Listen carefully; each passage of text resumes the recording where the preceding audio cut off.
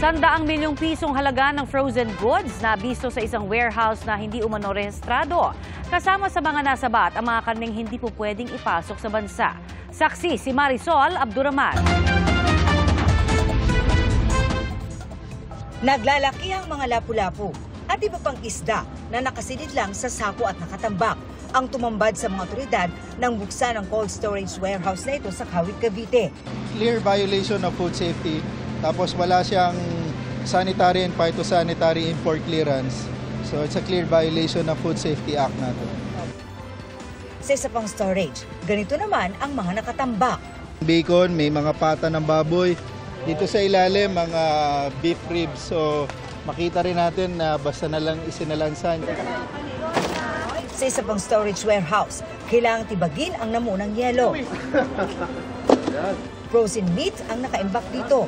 Habang sa iba pang cold storage warehouse, may mga picking dock na bawal ipasok sa Pilipinas. Pati ibang klase ng karne, dimsum, gulay at iba pa. Halos puno rin ng frozen goods ang dalawang palapag na cold storage na ito.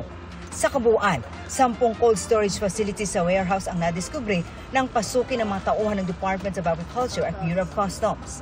Galing sa China at Hong Kong ang mga ito ayon sa BOC. Ayon sa mga otoridad, sinadya raw talagang itago ang mga cold storage warehouse dahil kung titingnan, hindi mo nga naman sukat aakalain na mayroong mga cold storage sa loob dahil nga dito sa false wall. Kaya hindi raw agad natunto ng mga otoridad ang kanilang pakay.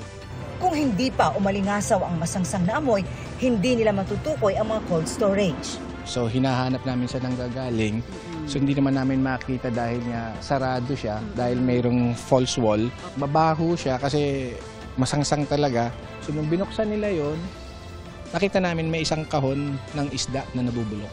Umabot daw sa halos 100 toneladang isda, karne, mga gulay at iba pa ang nasabat na aabot sa 100 milyong piso ang halaga.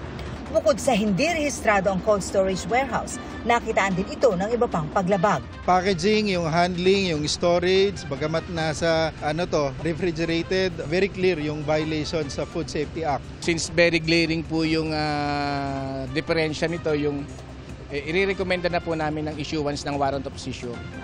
Inaalam pa kung saan ibinabagsak ang mga nasabat na karne na ayon sa DA ay maaaring makasama sa kalusugan. Hindi natin sigurado yung kaligtasan ng mga pagkain na dinala na kagaya ng ganito.